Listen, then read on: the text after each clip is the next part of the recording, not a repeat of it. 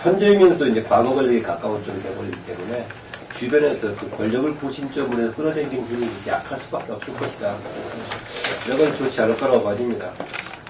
이미 여러 번 전에도 얘기했습니다만, 새 정권이 들어서서 해줄 수 있는 것은 집권 초에 뭔가, 정부가 새 정권이 들어섰다는 걸 보여줘야 되는데, 지난 2년 동안 보여준 것은 되게 부정적이었단 말이죠.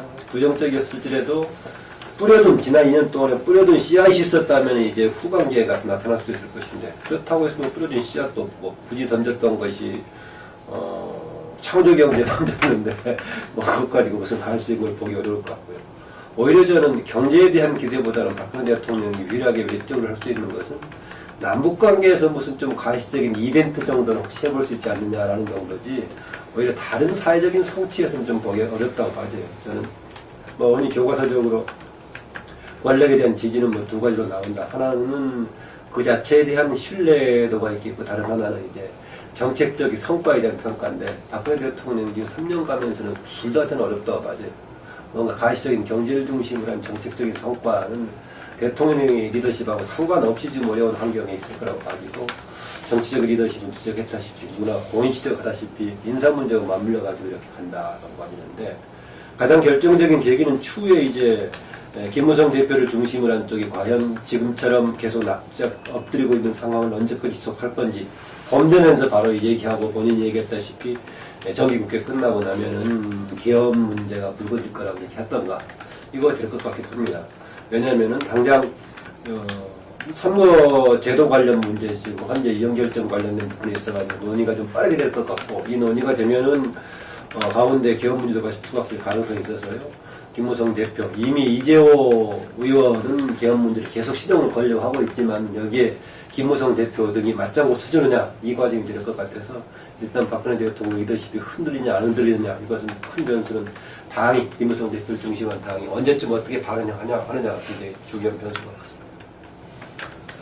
저는 박 대통령 지지가 좀 더 떨어져서 위기를 실감케 하면 접근들을 정리할 가능성이 있다고 봅니다. 왜냐하면 박 대통령의 이 스타일을 보면 부친이 남긴 업적을 이어받아서 실현하기 위해서 자기가 대통령이 되었다. 이런 부분이 거의 이 사상 체계를 지배하는 것 같아요. 이런 입장에 봤을 때 어쨌든 국민들이 자신을 많이 지지하지 않는다라는 상황을 견디기가 상당히 어려워할 거라고 봅니다.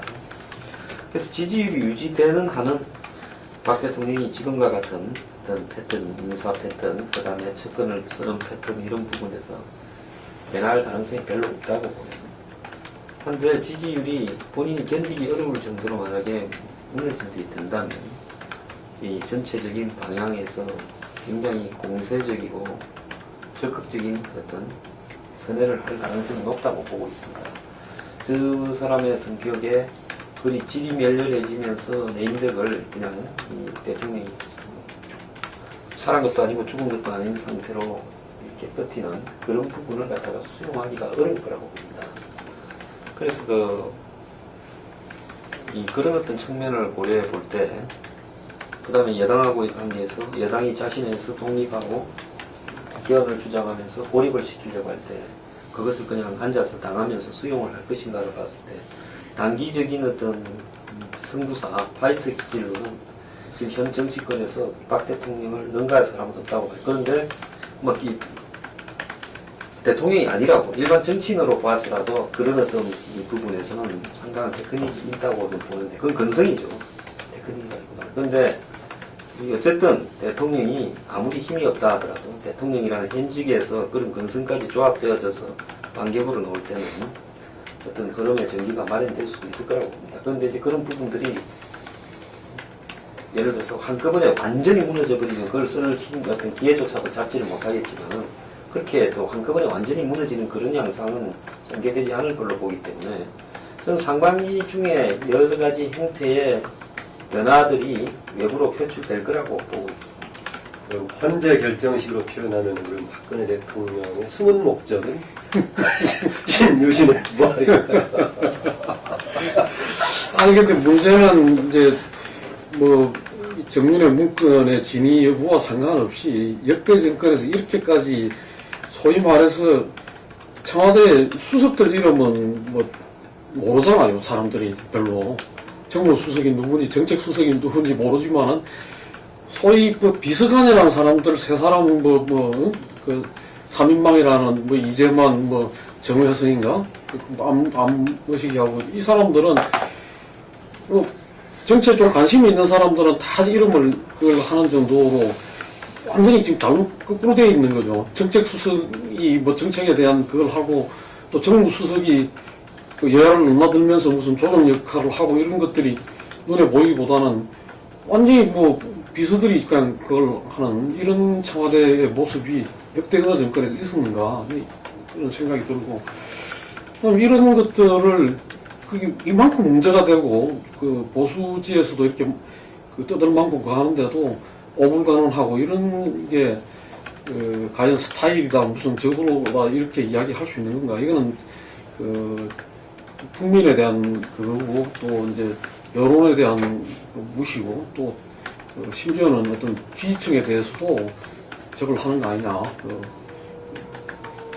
귀담아 듣지 않는 거 아니냐 그렇게 생각이 돼서 이렇게까지 가서는 참 어렵다 곤란하다는 생각이 들고 뭔가 바뀌지 않으면 딱 대통령 개인의 문제가 아니라 나라가 더 어려운 질곡에 빠질 수 있는 거 아니냐는 걱정이 됩니다.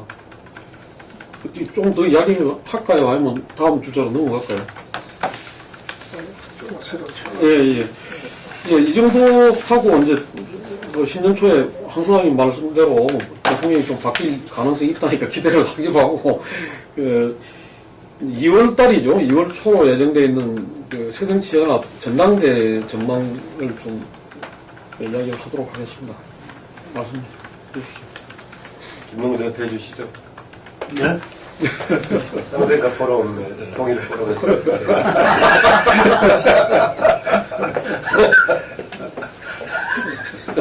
아니, 오늘 보니까 지금 30명이 연대 서명을 해가지고 빅3 불출마하라. 이 부분에서 뭐 박지원 의원은 무조건 고다 하고 문재인은 3명 다가 불출마한다 고려하겠다 했다가 이제 3명 다가 이 불출마를 고려하지 않는 것 같으니까 전부 다 자기는 출마하겠고 당의 모든 기대와 요구가 나한테 모아져 있다. 그래서 회피하지 않겠다 이렇게 이야기했는데 정세균 대표는 조금 장고가 들어간 것 같아요. 장고에 뭐 페이스북을 통해서 이야기를 했다는데 그 30인의 그 문제의식과 자기가 다르지 않다는 것을 확인했다.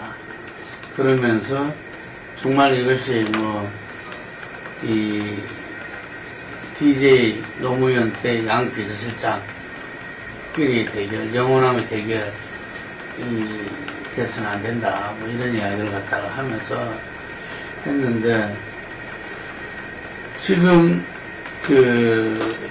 새정치민주연합은 현재 국민들이 일단 관심에서는 전당대회가 상당히 지금 부각되어 있지를 못하죠. 예를 들면 못하고 오히려 지금 야당이 걱정해야 될 것은 뭐냐면 야당의 이 존재감 어떤 면에서 이번 내년 예산안을 12월 2일 이른바 국회 선진화법으로 인해서 그 날짜를 갖다가 10몇 년 만에 최초로 지켰다. 이렇게 이제 이야기를 하지만 과연 여야가 이 대화 타협의 정치, 상생의 정치를 펼쳐서 그래 됐는가. 이런 부분에서 보면은 여당이 야당이 끌려가서 어쨌든 그렇게 될 수밖에 없었다. 이런 게 더 야당 내에서도 이렇게 주는 것 같아요. 여당이 야당이 끌려가서? 야당이 끌려가서. 여당에 야당이 끌려갔다.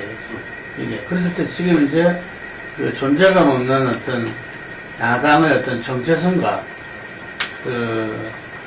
본인들의 어떤 수권 정당으로 가는 길, 이런 부분 가지고 이번 전당대회에서 좀,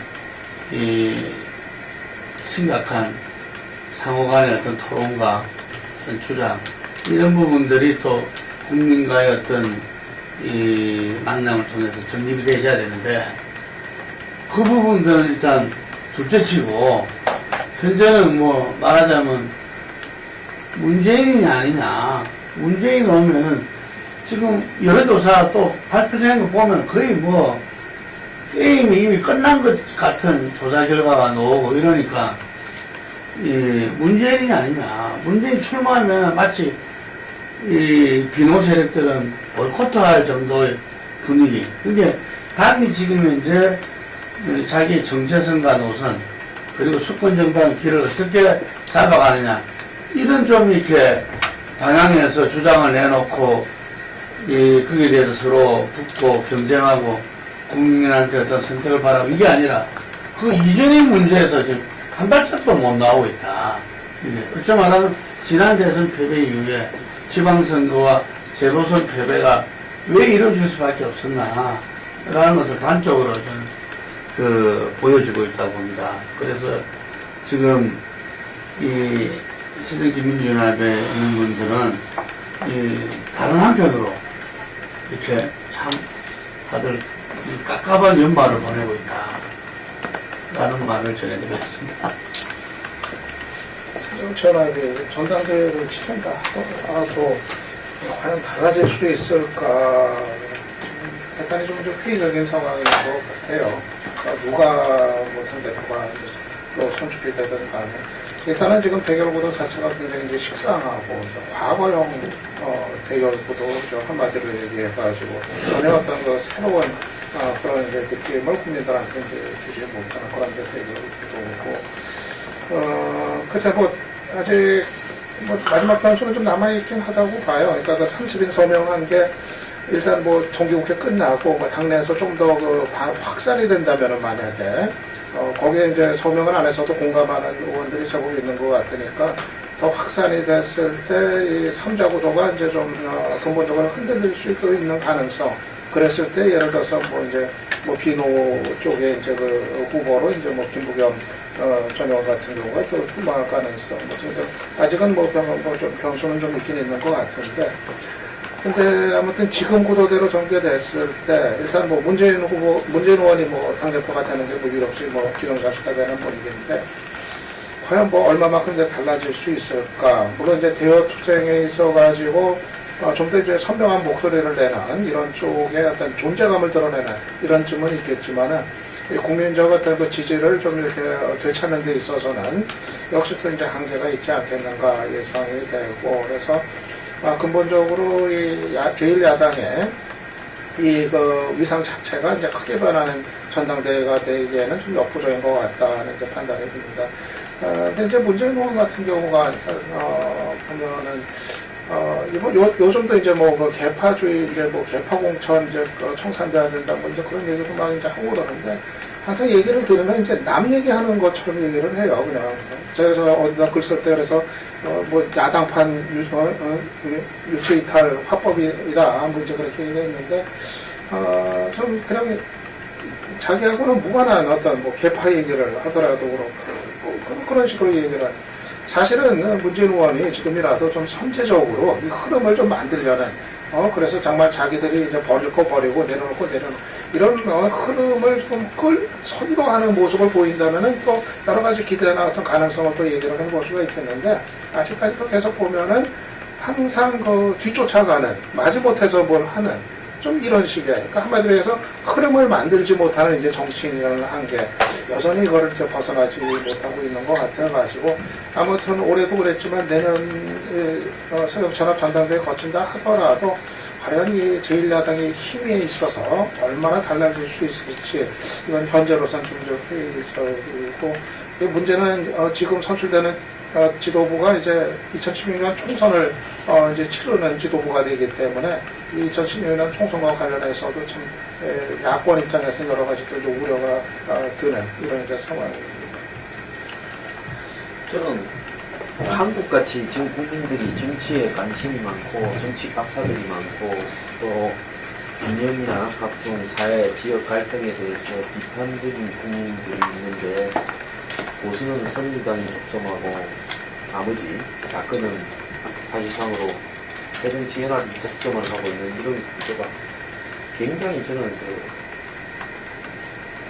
미스테리다라고 보고 있습니다. 지금 문재인 의원이 되든 뭐 누가 되든 가장 중요한 것은 제가 전에도 이야기했다시피 여러 가지 이 정치, 사회, 경제적인 지형이 한국 사회에서 지금 여태까지 경험해 보지 못한 새로운 어떤 뉴노멀이라고 부르는 어떤 상황으로 가고 있다고 보고 있습니다. 일본이 보면 결국은 91년부터 경제 위기가 시작이 되었는데 그 이후에 잠깐 사회당 정부가 들어섰고 또 잠깐 2012년 국정에서 민주당 정권이 들었었지만 본격적으로는 자민당이 그 위기 속에서 제대로 해결을 못하면서 위기를 점점 키워오면서도 자민당이 집권해온 어떤 부분 속에서 국민들이 거의 무기력하게 지금 아베가 또 뭐 하시모토가 선동하는 이런 어떤 우경한 거북 상태로까지 들어가고 있잖아요. 일본 국민들이. 근데 지금 한국이 쫓아가는 같은 세상이 일본보다 5년에서 10년 사이 정도의 간격을 두고 정확하게 그대로 가고 있다고 봅니다. 저성장, 고실업, 청년 실업, 양극화, 또 국가 부채, 또 사회가 전부 축소되는 이런 상황, 고령화 이런 부분으로 가고 있는데 이 부분에서 한국 정치도 일본하고 마찬가지로 어떠한 지금 사회가 흘러가고 있는 경제적인 방향, 결국 경제가 국민들 의식을 규정하는데 거의 무기력하게 야권은 지금 반대를 위한 반대에서 문재인이 가장 무력할 거다라고 보는 부분이고 문재인 의원 스스로가 지금 사회 변화에 대해서 어떤 진단을 하고 그러고서 우리 사회가 이렇게 가야 된다는 이 혁신적인 콘텐츠를 제시하면서 뭔가 선도할 거라고 하는 기대가 전혀 없잖아요. 물론 뭐 제가 볼 때 뭐 새누리당이나 보수 여권에 대한 거는 말할 것도 없고 말입니다. 이런 상황에서 다음 2017년 대선이 국민들에게는 솔직히 말하면 누가 되든 대응적인 상황으로 지어질 가능성이 굉장히 높다. 저는 그렇게 보고 있습니다. 그런 어떤 부분에서 봤을 때 저는 야권 내부의 이 긴장 관계를 조성을 해서 이 새로운 어떤 흐름을 갖다가 야권 내부에 물을 넣기 위해서는 분열이 좀 될 필요가 있다고. 결국 뭐 대선 때는 합칠 때 있다. 그래서 그 분열이 되는 것이 결코 나쁘지 않다라고 이렇게 보는데 문제는 분열을 할 용기조차도 시도나 용기, 그 다음에 또 예를 들어서 그 친노가 중심이 되는 새정치연합과 차별화를 할 수 있는 뭔가 다른 컨텐츠를 만들어내어서 야권 분열이 긍정적인 방향으로 야권 전체를 갖다가 각성시키는 그런 어떤 효과를 갖다가 만들 수 있는 능력이 있느냐라는 부분에 봤을 때 지금 야권 분열을 주도할 수 있는 사람들이 그런 능력이 없다고 보여져요. 결국은 지금과는 별반 다르지 않은 형태로 지금까지 해온 이야기를 가지고 여야가 이제 2016년 총선과 2017년 대선을 치르게 될 가능성이 많다. 그럼 국민의 입장에서 봤을 때 뭐 솔직히 말하면 대형적인 어떤 A하고 B 둘 중에서 정치 독과점에서 그냥 상품을 하나 고르는 수준에 불과하게 될 가능성이 크다라고 보고 있습니다. 그래서 제가 볼 때 야권 분열이 이렇게 활기차고 차별성 있게 진행될 가능성도 없다고 보고 있고요. 그럴 만한 용기가 있는 사람이나 창의력이 있는 사람도 없다고 보고 있습니다. 네. 황수장 지적한 대로 지금 유력 나서고 있는 자기 전대 대표 후보들이 무슨 시대적인 과제를 제시한다고 하는 건 아니죠. 전대 대선 후보 경쟁이 아니고 당대표 경쟁이니까 이제 당의 현안하고 관련된 문제들에 대해서 이제 얘기를 해주고 보다 그동안에 국민 신뢰 떨어지고 지지율 20% 초반대 이런 문제에 대한 답을 줘야 되는데 그 답을 아직 제시하지 못하고 있는 것 같습니다. 우선 문재인 의원은 앞으로 진행이 된다고 하더라도 지금 수정치 민주연합이 가지고 있는 문제에 대해서 명쾌하게 뭔가 방향을 제시할 수 있을까 할까 하는 생각이 듭니다. 근데 전에 두 분 중에 아마 두 분 다 얘기를 했던 것 같은데 문재인 의원은 당 대표로 한번 나서서 그런 시행착오 과정을 겪어야 다음 대권에 가능성이 있다 그랬을 때 저는 그래서는 안 된다라고 했는데 두 분 중 어느 분인가 그렇게 얘기를 했던 것 같은데 두 분 다 이야기했더니 어차피 한 번은 거쳐야 그런데 제가 하여튼 문제는 앞으로 시간이 좀 2월 8일 가까워진다 하더라도 정확한 해법을 제시하지 못할 것 같아 보이고 박지원 의원은 현재는 뭔가 이것저것 끼안고 가려고 좀 두리뭉실한 과정을 하는데 이제 동력 이후에 경쟁 구도가 본격화되면 본인이 또 나름대로 방향을 제시할 때 어떨지 모르겠어요. 그 다음에 얘기한 대로 30명 선호가 더불어서 정세균 전 대표의 지금 어떤 방향이 어떨지 모르겠다 상황에 따라서 그런 기세가 김부겸 등으로 모아질지 모른다. 이것도 도가 될 문제 같네. 그런데요, 분열 관련해가지고는 저는 이런 생각을 했습니다. 새누리당의 개파 분열하고 새정치민주연의 분열하고 좀 다른 특징이 뭐냐. 새누리당은 상층만 무슨 친박이니 친이니 무슨 세력이니 분열이 될 뿐이니 가끔 충돌이 있을 뿐이지 하부 지지 세력은 공통으로 가지고 있다. 그래서 그런 정치 역학만 해결되어버리면 쉽게 해결되는데 새정치민주연합은 상층이 갈등하고 사실 하부 지지 세력도 똑같이 결이 같이 갈라져 있기 때문에 상당히 사실은 갈등 요소가 크다라고 봅니다. 그 점에서는 최근에 와서는 외곽에서 굉장히 저는 이제 분열 요소가 크게 작동이 되는데 중앙에 대해서 평가하는 것하고 각 지역들의 현장의 평가가 좀 다른 것 같아요. 중앙에서의 기자들을 중심으로 평가하는 바는 본인들의 향후 입지를 중심으로 심지어는 국회의원 공천도 받지 못할 가능성이 많으니까 당 문제를 걸고 넘어져가지고 제시하려고 한다라는 주장을 하고 있고요. 반면에 현장에서 여기저기 다니는 사람들은 정말 여느 때 못지않게 그런 분열과 갈등 요소가 크다. 대신 이제 과거처럼 거대한 하나의 구심점은 없지만은 여러 축들에서 계속 그런 걸 제시하고 있어서 이걸 잘 끌지 못할 경우에는 분열이 요소 생길 수 있을 것이다라는 거고요. 몇 개 좀 축이 다르긴 합니다만은 아까 홍 소장이 초반에 통합진보당 관련해서 대북 문제에 대한 정리한 가운데 우리 내부의 지금 약자들의 문제에 천착하는 이런 좀 진보 정당이 정리됐으면 좋겠다라고 얘기하는데 그 3인주의 정당을 중심으로 몇 개 다시 정리되는 가운데 정동영 의원 등도 혹시 그쪽으로 가지 않느냐 뭐 이런 얘기까지 나오고 있어서 조금 저는 제 3정당의 변수가 할 때 있다라고 봐집니다. 이게 제1야당의 그 창조적 파괴는 제가 볼 때는 지금 현재 가까운 이 역사와 이렇게 국민이 요구하고 있다. 생기라고 합니다. 그래서 그걸 갖다가 이렇게 뭉치면 산다. 흩어지면 죽는다. 이런 걸로 외면만 해서는 안 된다. 예. 그리고 이번에 현재 판결에 의해서 선거구가 조정이 돼지고 그 계제에 지금 정개특위가 내년 초에 구성이 되잖아요.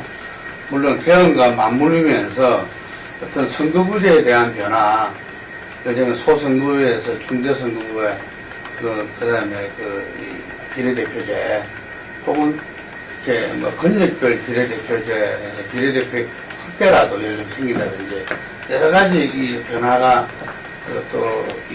주어지고 있습니다. 제도적으로도. 그래서 이 야권의 많은 분들이 이렇게 나름대로 저는 준비하겠다 보고 금방 말씀하신 대로 그 스펙트럼도 좀 다양하게 전개되고 있다. 그런데 1차적으로는 제가 느낄 때 보면은 현재의 지도부로 갔을 때 공천이 도저히 어려운 분들이 지금 먼저 움직이고 있다. 제가 볼 때는. 왜냐면은 그건 이미 2012년 총선과 그 다음에 재보선에서 드러났거든요. 이게 그 지도부나 이 지도부나 제가 볼 때는 사실 친노 비노 이러지만 서로 그 전에 지난 대선 때나 이렇게 좀 이렇게 흔히 말해서 주류라고 하는 부분들은 맥을 같이 하는 부분들이 있어요. 이게 지금 친노 비노가 완전히 서로 이 정체성 노선 이런 부분에서 달리해서 붙고 있냐 그게 전혀 아니거든요. 이게 저는 어떤 측면에서는 비노 부분들에서 많은 의원들은 지금 자기가 이렇게 하고 있지만 내 공천은 건들지 마라 하는 메시지를 던지고 있다고도 보여집니다. 근데 그거로부터 소외된 사람들 이게 여러 가지 지금까지 정치적 경륜과 어떤 국민적 지명도는 얻었지만 현재 당에서는 도저히 자신들의 입지가 없는 분들, 이런 이 분들이, 자리에 들어있는 분들은 아니죠. 이런 분들이 꽤 된다 이거죠. 제가 볼 때는. 그래서 이분들이 어쨌든 간에 현재의 야당의 문제점을 지적하면서, 왜냐면은, 그리고 이런 제도적 변화와 함께 새로운 신당을 이제 꾸려내려고 하는데, 문제는 아까 용기도 없다고 한 부분들이 뭐냐면은, 이 수도권에 젊은 의원들이 좀 이런 부분들에서 예를 들면은 이 호응해서 나름대로 일어서줘야 됩니다. 예. 그리고 이 야당에도 좋은 인물들과 좋은 정책 그리고 성실하게 의정활동하는 분들이 많다 이거죠. 그런데 이걸 갖다가 현재 존재가 없는 야당이란 한 통 속에 놓고 보니까 이게 안 보이는 겁니다. 국민들한테. 그래서 본인들의 어떤 존재감과 본인들의 정치적 미래를 위해서라도 현재의 어떤 새정치 민주연합의 그 틀을 깨지 않으면 안 된다는 사실은 어쩌 말하면은 본인들이 황야에서 예를 들면은 부딪히고 나가야 되는 그런 모험과 도전을 갖다가 필연적으로 받아들여야 된다 보는데 그 부분들을 안 하려고 예를 들면은 하니까 결국은 그 당이라는 현재 큰 태도로 해서는 국민들한테 변화가 느끼기는 상당히 어려운 그게 안 좋아하는 꼴이 되어버린다는 거죠. 근데, 아니, 저는 잠깐만요. 아니, 그 지점이 바로 전당대회를 기점으로 해서 저는 아마 결판이 나게 될 것이다.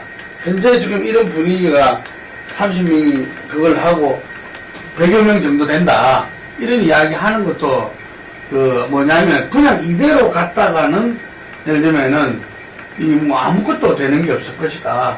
정해진 순서대로 문재인 당대표 예를 들면은 지금 이제 투트랙으로 해버렸기 때문에 당대표가 막강 권력을 갖다가 하는 거 아닙니까? 나머지는 이렇게 그 당대표에서 되고 최고위원 해봤자 지금까지 역사에서 그렇게 강력한 어떤 당대표 및 최고위원이 존재는 별로 보는 의미가 없었죠, 이게.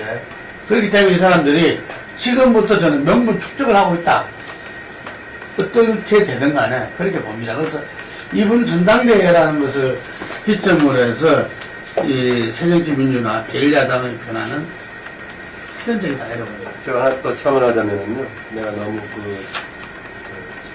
수상적인 느낌을 갖고 얘기하는 건 모르겠지만, 현재 새정치민주연합은 약간 시대적인 변화로 봐서는 지금 뭔가 확실하게 교체가 돼야 되는 그런 국면 같아요. 그래서 뭘 갖고 얘기하냐면 1990년대는 현재 새정치민주연합이라고 할 수 있는 민주당 계열이 새로운 에너지를 받았던 시기라고 봐요. 그 힘들이 이제 이미 소진이 돼가지고 구세력이 돼버렸고, 그 다음에 2000년대 들어와서는 오히려 현재 새누리당 계열의 새로운 세력들이 들어가면서 새 신파도 등장하고 어떤 에너지가 등장하고 있는 것 같아요. 반면에 그 시기 때는 이제 386, 486들은 오히려 당에서 줄가 돼가지고 기득권을 누리는 세력이 돼버렸단 말이에요.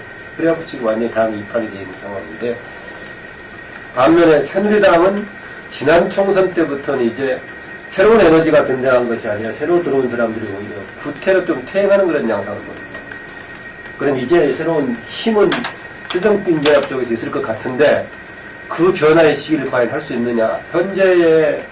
현재까지의 지금 전대를 이끌어가는 구도로 보자면 그 에너지를 만들기가 쉽지 않아 보이는데, 시대적인 상황과 이런 과제로 봤을 때는 현재 야당의 새정치민주연합의 중심을 확보해서 이제나고 나는 또 새로운 흐름이 타는 파고를 막고 있는 시점이 아닌가.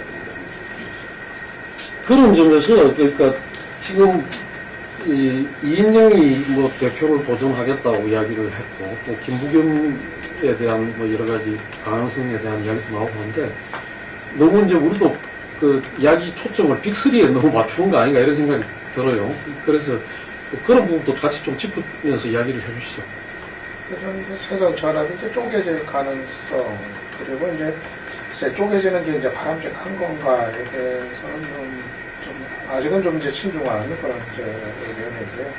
일단 쪼개질 가능성보다는 그냥 이제 개별적인 이탈 수준, 만약 이제 문재인 대표가 선출이 됐을 때, 일단은 좀 그 가능성이 더 크지 않겠는가, 좀 그렇게 봅니다. 일단은, 사실 이제 뭐 비노 쪽 입장에서 봤을 때도 뭐 지금 얘기는 뭐 앞서 나간 얘기 막 이것저것 하고 있지만은 막상 당을 쪼개고 나갔을 때 16대 다음 이제 16년 총선을 앞둔 시점에서 과연 구심이 가능할 거냐, 정말 총선에서 살아남을 수 있을 것인가, 여기에 대해서 근본적인 불안감을 뭐 가질 수밖에 없는 거고, 그렇기 때문에 나는 대다수 의원들의 그 향배는 문재인 대표가 결국 이제 껴안느냐, 만약 대표가 이제 선출이 됐을 때 껴안는 거에 이제 핵심은 결국 차기 공천에 대한 이제 불안감을 해소시켜주는 게 되겠죠. 그게 된다면은 나는 그 주저앉을 거라고 보고, 거기 있을 거라고 보고, 만약 이제 그게 이제 근본적으로 이거 아닌 것 같다 했을 때 비로소 이제 뭐 결행이 가능한 거지. 근데 그 문제는 어떤 식으로든 문재인 대표가 들어섰을 때 봉합을 좀 하지 않겠나 예상을 해요. 그래서 저는 좀 아주 좀 극단적인 입장에 서 있는 뭐 약간의 인사들 정도의 이탈 가능성 정도 아니겠는가 보고, 그리고 맥락은 이제 조금 다르지만 이제 정동영 고문 같은 경우가 뭐 당을 떠나는 거로 이제 마음을 거의 못 굳힌 거 아닌가 이제 판단이 드는데, 그거는 또 좀 흐름은 좀 다른 흐름인 것 같아요. 그러니까는 뭐 비노 쪽 일반적인 어떤 그 흐름과는 또 다른 의미에서 지금 밖에서 그 진보적 대중정당 영망가들 중심으로 해서 그거 이제 추진한다는 그룹하고 이제 합류, 아마 그 가능성이 좀 유력한 것 같고, 그렇게 보면 그거는 좀 진보적 대중정당의 어떤 재편, 그러니까 이제 정의당이랑 통합진보당 해산이 된 상태에서 정의당 플러스 그 진보적 대중정당 모임 플러스 뭐 정동영 등등의 어떤 그런 어떤 새로운 좀 진보 성향 정당의 어떤 태동, 이런 이제 맥락인 거고, 근데 그 맥락은 사실 뭐 비노 일반적인 어떤 의원들, 뭐 중도 성향의 이쪽하고는 사실은 뭐 같이 할 수는 없는 거고 좀 별개인 것 같고, 그렇게 보면 그거를 제외한 어떤 파괴력 있는 비새정치민주연합당, 이거는 그렇게 쉽지는 좀 않아 보인다 하는 그런 전망은 좀 합니다. 근데 보통 이야기 좀 많이 나는 호남신당, 그 부분은 호남신당하고 좀 다르잖아요. 그죠? 네, 정동영 그건 또 다르죠. 의장이 하는. 근데 그 호남에서 분위기를 제가 강주 내려가서 이렇게 접해서 이렇게 이야기를 들어보고 이러면은 마치 이전에 열린우리당과 민주당이 이렇게 뭐 그때 분당이라 그러니까 그때의 그 정서하고 지금 좀 비슷해요.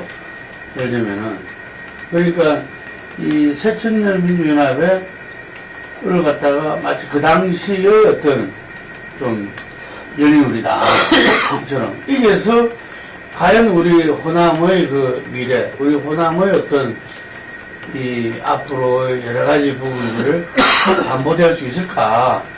근데 지난번에 그 지방선거나 이렇게 재보선 때도 지도부에서 엄청나게 내려가고 그랬었잖아요. 그런데도 불구하고 상당히 그 배신감이나 혹은 또 공천의 문제 이런 부분들은 뭐 급기야 재보선 때 이 새누리당이 뭐 근래 전남에서는 최초로 당선되기도 하고 뭐 이랬었는데 그 정서는 여전히 있는데 지금 그 부분이 사람들이 그저 문재인 의원 같은 경우도 그거부터 강주 호남부터 먼저 지금 이제 하면서 이야기를 나누고 이러는데, 근데 누군가 그 부분에 대해서 어떤 리더가 있어줘야 되는데, 신뢰하고 그 부분을 끌고 나갈 수 있는 리더가 있어야 되는데, 그 부분이 지금 여전히 이렇게 좀 부족하다.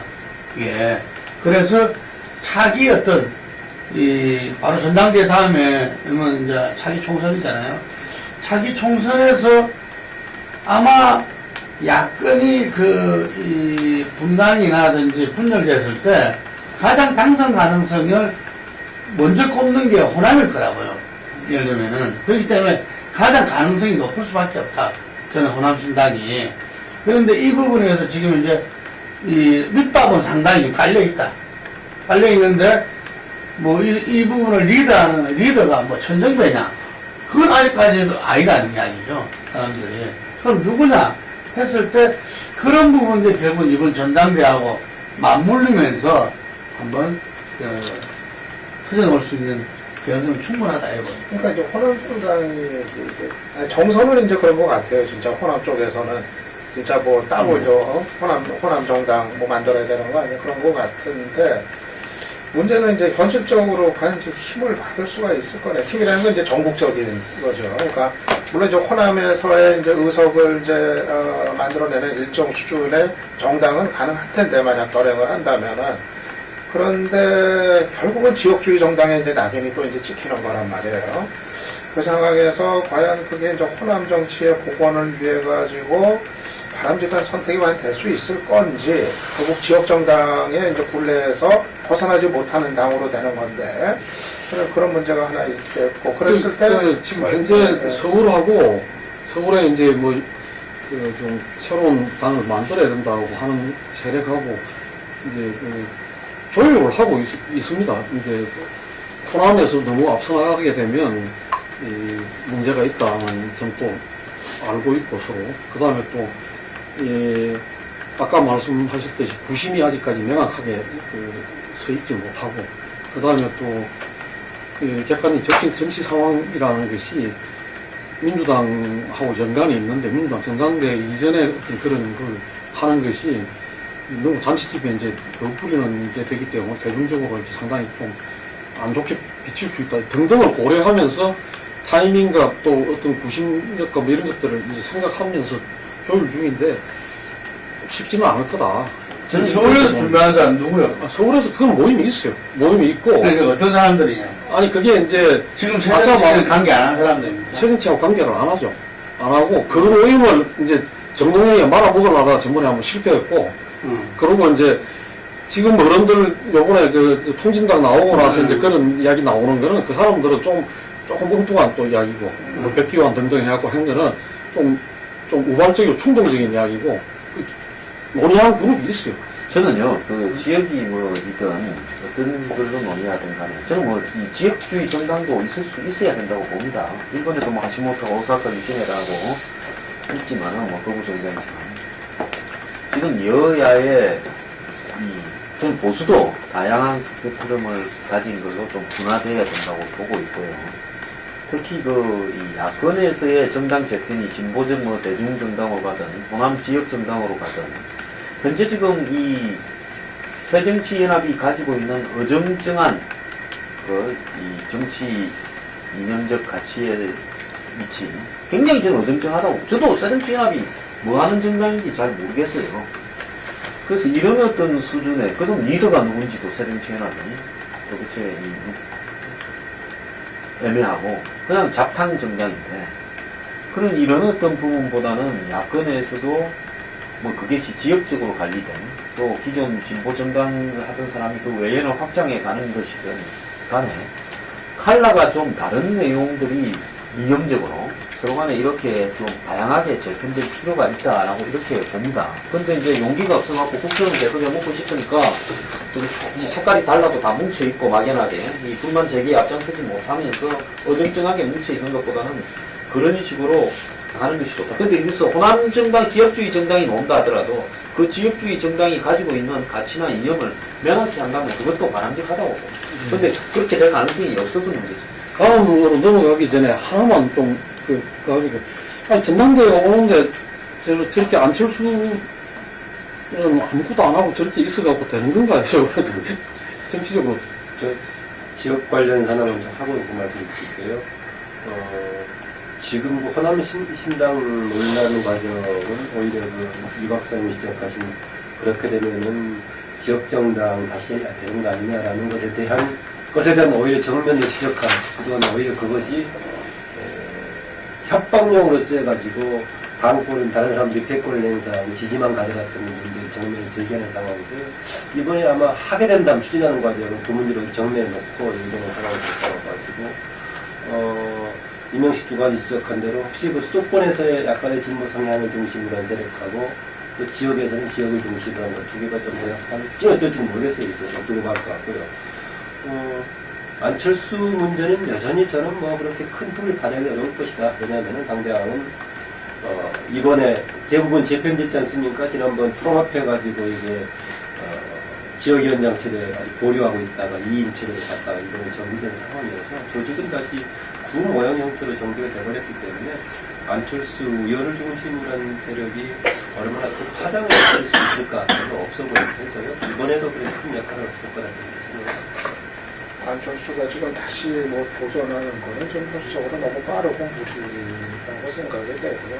아마 안철수 경우는 일단 뭐 상당 기간은 이제 조용히 그냥 자기 일상적인 행보를 하다 보면은 이제 기회가 올 수 있지 않겠는가. 이 판이 또 어떻게 될지 모르는 거니까 아마 이제 그런 거 아니겠는가 이제 싶은데 저는 좀 차기 대선 이전에 안철수의 재기 가능성에 대해서는 좀 회의적이에요. 좀 비관적으로 보이고 일단은 안철수에 대한 그동안에 있었던 그 기대 심리가 이제는 사실 이제 박원순으로 이제 대부분이 좀 이동을 많이 이제 한 상황이기 때문에 오히려 이제 그쪽으로 이렇게 이동한 상태에서는 안철수가 다시 그걸 되찾아오는 거, 우리 길게 보면 또 여러 가지 기회나 가능성이 있을 수 있겠지만 2017년 대선 이전까지는 좀 쉽지는 않을 것 같다는 생각이 제가 보기에는 이제 이건 가설입니다만은 전당대에서 문재인이 예를 들어갖고 뭐 당권을 잡았다고 한다면 지명직 최고위원 자리 같은 게 있을 수 있잖아요. 그럴 때 자기한테 경쟁하고 양보하고 했던 안철수를 지명직 최고위원으로 자리를 줘가지고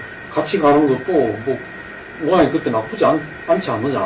안철수가 안 받죠. 100% 사야. 안철수가 안 받죠. 지금 안철수는 어디까지나 이 중요한 게 뭐냐면 하나는 역시 자기가 정치는 세력인데 세력을 구축하기에는 힘들다. 이걸 갖다가 아주 뼈저리게 느꼈을 거라고요. 이번에 제3당의 길을 가려고 했다가 결국은 그 정치 세력화를 갖다가 이 한계를 갖다 뼈저리게 느끼고 그걸 받아들인 거 아닙니까? 예. 그래서 그 이후에라도 지금 정치 세력화가 가능한가 했을 때 어렵다고 저는 판단하고 있다고 보여지고 그래서 전당대회고 뭐 안에 저는 자기는 지금 그게 가능하지 않는다고 천명을 했고 그래서 흔히 그때 우리가 이야기했던 안철수의 최종적 컨텐츠는 뭐냐 저는 이 부분에 천작하리라 봐요. 그래서 이 부분은 뭐 바로 이제 자기가 뭐 당대표라든지 최고위원회 하면 그건 뭔가 내놔야 돼 자꾸. 그러니까 그런 자리를 맡을 수가 없는 거예요. 이 자기가 평의원으로서 자기 의정활동을 열심히 하면서 그런 부분들을 내공을 저는 쌓아나갈 것이다. 이 중요한 게 이제 본인도 내공을 쌓아야 되겠다라는 부분을 갖다가 아는 것 같고 그런데 이번에 전당대회에 나오는 분들이 이 빅스를 포함해서 예를 들면은 문재인 당대표 같은 경우도 지금까지 야당의 역사에서 당대표가 성공한 케이스는 BJ밖에 없어요. 거의 이 모든 이 야당 역사를 보면 당대표 활동을 통해서 그 다음에 새롭게 점프업된 경우가 거의 없는 거예요. 예. 그렇기 때문에 문재인 대표도 엄청난 지금 모험을 떠진 겁니다. 제가 볼 때는. 예. 그래서 정세균 대표나 다른 쪽에서 과연 당대표에 진짜로 출마할까? 라는 부분에서 반신반의했던 게 그런 점이었는데, 그래서 저는 안철수 의원 같은 경우는 충실하게 그 과정을 하다 보면은, 아까 금방 말씀하신 대로, 이 안철수의 지지 세력, 성향, 분들이 좀 더 박원순 시장에 갔다 왔는데, 박원순 시장이야말로 다음, 바로 17년 대선에 나오기 어려워요. 자기가 임기 1년 전에 그만두고 나와야 되는데, 그걸 뭐라고 설명해야 될지, 천재지변 일나면 모르겠지만, 저는 상당히 어렵다. 그렇기 때문에, 그때 상황은 모르는 거예요. 그래서 기다리는 정치, 내공을 쌓는 정치를 아마 하지 않을까, 이래 봅니다. 근데 그 내공 관련해서는 본인의 역량은 있는데, 시기적인 상황하고 좀 잘못 물려갖고 이렇게 안 됐던 케이스라면 새로운 시대를 기다리면 필수가 있겠지만, 안철수 의장은 시대적인 환경은 굉장히 좋았는데, 본인이 조금 감당을 못해가지고 그랬던 케이스여서 모르겠네요. 처음에 시작할 때 정치를 저는 잘못 배워가 시작했기 때문에 안철수 의원은 저는 식으로는 미래가 없다고 봅니다. 그 정치라는 것이 정말 가지 않은 길을 가면서 자기가 가진 모든 자원을 다 쏟아버리고 국회의원 하나를 출마해야 돼요. 내 재산을 있으면 다 쏟으면서 국회의원을 당락에 승부를 걸겠다는 건데 자기 가진 걸 갖다가 저렇게 놓치기 싫어하는데 뭔 정치가 되겠어요. 다 쏟았다가 이렇게 폐가 망신한 경우도 있으니까. 그 아까운 사람 정치하지 말아요. 이제 시간이 얼마 안 남았는데 2015년 이제 중국과 관련해가지고 우리 10년후니까요. 집권 3년차를 대통령이 맞습니다. 지금 현재로서는 상당히 이제 여러 가지가 좀 상황이 불투명한데 아까 말씀 나왔던 경제 상황이 어떻게 될까? 그 다음에 또 남북 관계에서는 어떤 돌파구가 열릴까? 그 다음에 또 국내 정치에서는 이제 뭐 신년에 정치권 사정이나 공안정국 올해 가능성 이런 부분들도 뭐 우려하는 목소리가 있습니다만 내년 정부 전망과 관련해갖고 말씀 좀 주시고 마무리 짓도록 하겠습니다. 제가 볼 때는 뭐 공안 정국이 도래할 가능성은 없다고 봅니다. 국민당이 해산됐으니까 거기에 따르는 뭐 후속적인 몇 가지 절차가 진행되고 있는 단계다라고 보고 있고요. 뭐 지금 같은 시기에서 다시 구시대 제도를 하기 위해서 뭐 공안 정국으로 정치를 돌파한다. 그건 뭐 가능하지도 않고 그렇게 하려고 하는 사람도 없다고 봅니다. 그건 지나친 어떻게 기회의식에서 수 있다고 보고요. 그러나 이제 지금 3년차를 맞는 박근혜 정권의 이 정부 그 주도력을 회복이 되느냐 안 되느냐 하는 부분에 대한 결정은 전적으로 박통 자신의 결정에 의지에 달려있다고 봅니다. 박통 자신이 이번에 국정농단 관련 문건 유출 사건을 어떤 식으로 인식하느냐, 또 국민의 지지가 어떻게 했을 때 자신에게 다가왔느냐, 이런 부분을 의식을 하고 선제적으로 상황을 변화시켜 가려고 한다면 정말 다시 회복이 탄력적으로 될 수 있다고 보고 있고요.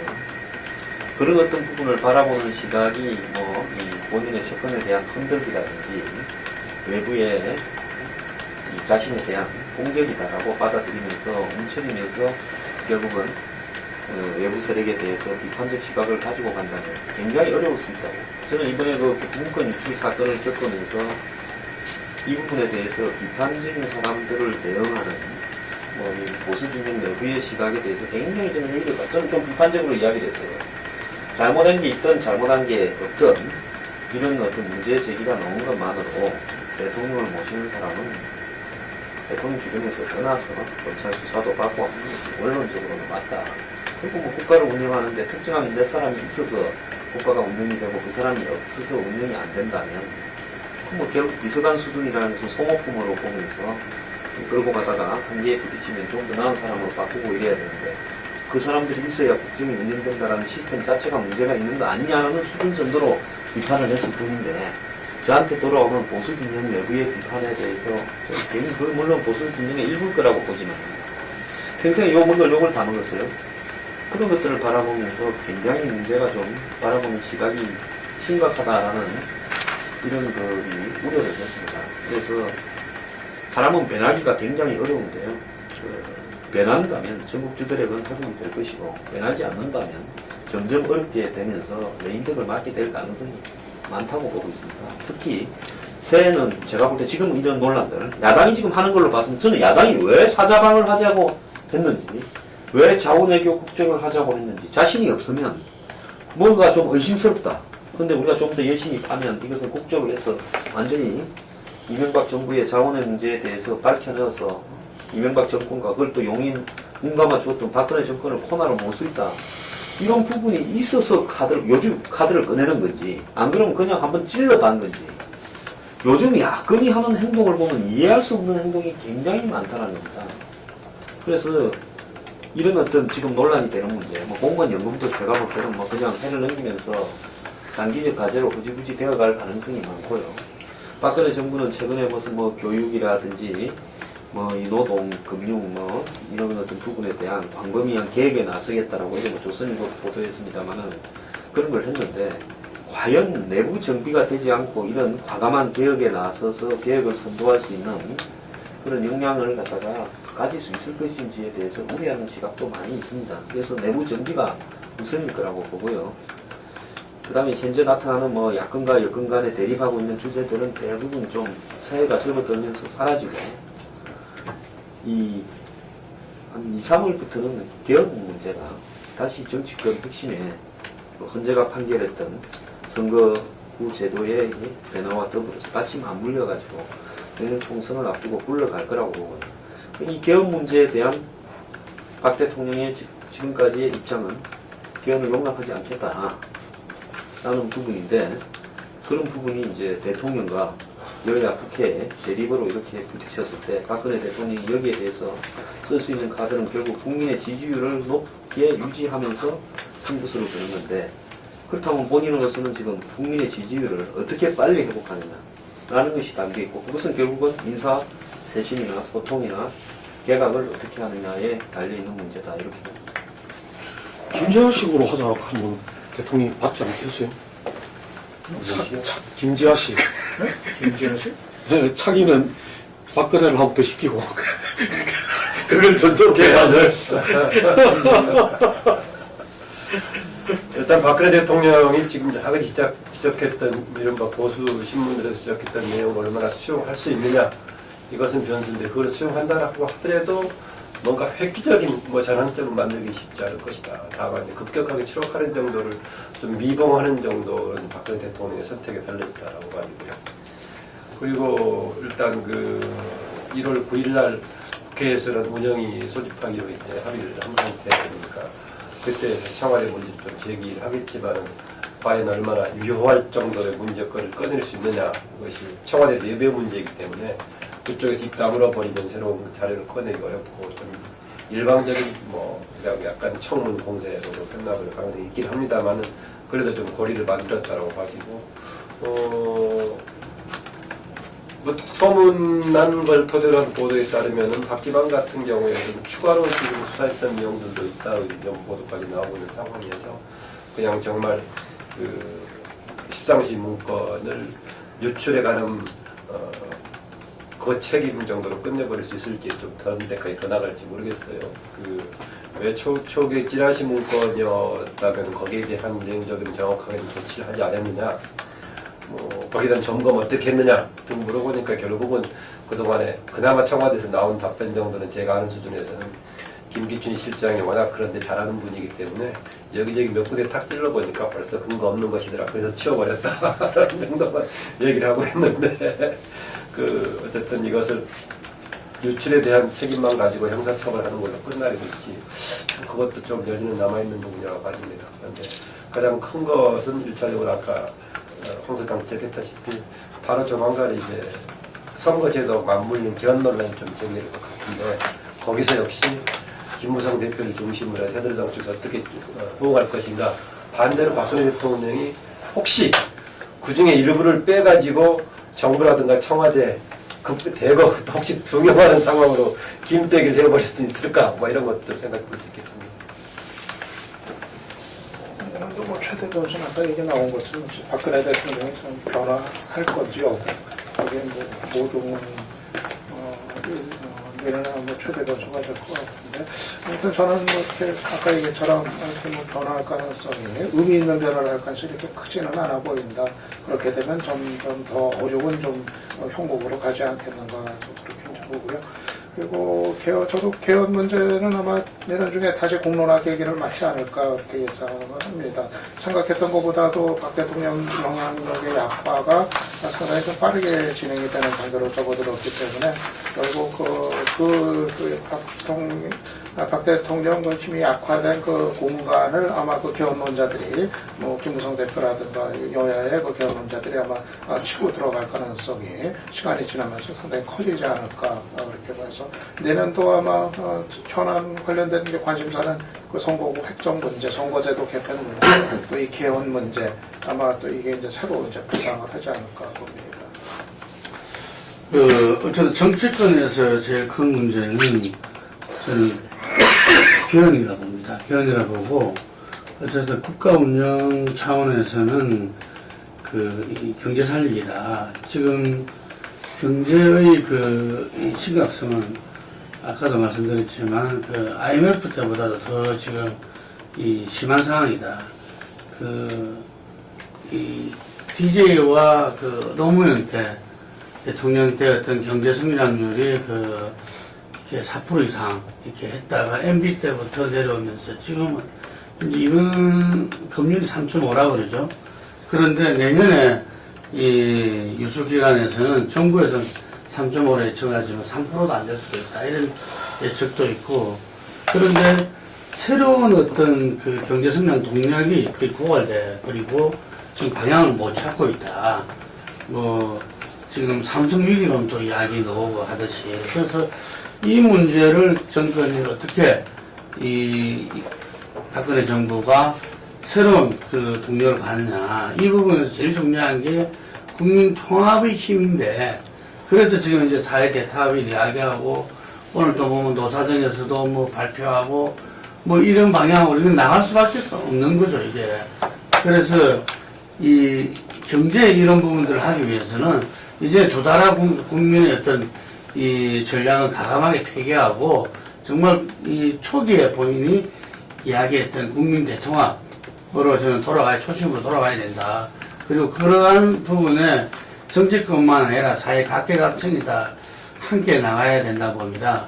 이게 그리고 이 개헌이라는 부분들은 더 이상 논의를 갖다가 이 뭐 개헌은 경제 블랙홀이다 뭐 이렇게 막을 수가 없다고 저는 봅니다.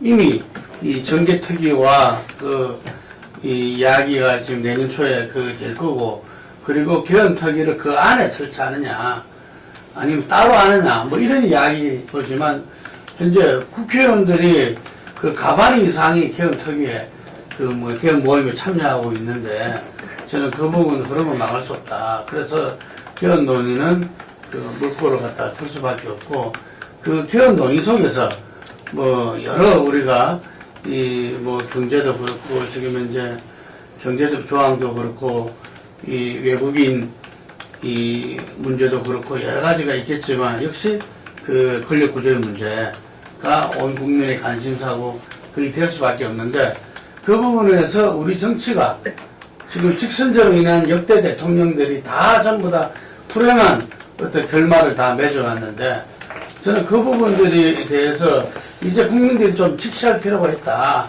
예. 그리고 이번에 여러 가지 청와대 이 비선 문건 논란도 그렇고, 예를 들면, 그래서 이 기존의 그 분권형이라고 이야기했던 부분에 좀 새로운 국민적인 이 주목을 받게 될 것이고, 그것은 어떤 면에서는 우리 국가 운영 시스템이 전면적인 좀 변화가 이루어지는 거죠, 이게. 그래서 5년마다 한 번씩 죽기 살기로 전면전을 펼치고, 그 다음에 그동안에도 누가 됐든 간에 어쨌든 반대파는 반대파대로 또 집권 세력은 집권 세력대로 계속적으로 어떤 전면전을 하면서 또 다음 차기를 갖다가 하던 이런 이 소모적인 정치, 이게 제도의 한계가 명확한 이상 이 부분이 국민들이 정말 우리가 이 먹고 살기 위한 어떤 그 국가적인 어떤 그 발전의 어떤 아젠다를 위한 이러한 정치가 될 수 있기 위한 제도적 변화가 필요할 수밖에 없지 않느냐, 이런 부분들이 내년에 이 여러 가지 경제적인 어려움과 경제 살리기의 어떤 그런 과정 속에서 저는 맞물린다면은 이 박근혜 대통령의 지난 2년간의 그런 공간은 차치하고 좀 정말 이 대한민국의 새로운 역사를 쓰는 그러한 한 해가 될 수도 있다라는 저는 긍정적으로 보고 싶습니다. 예.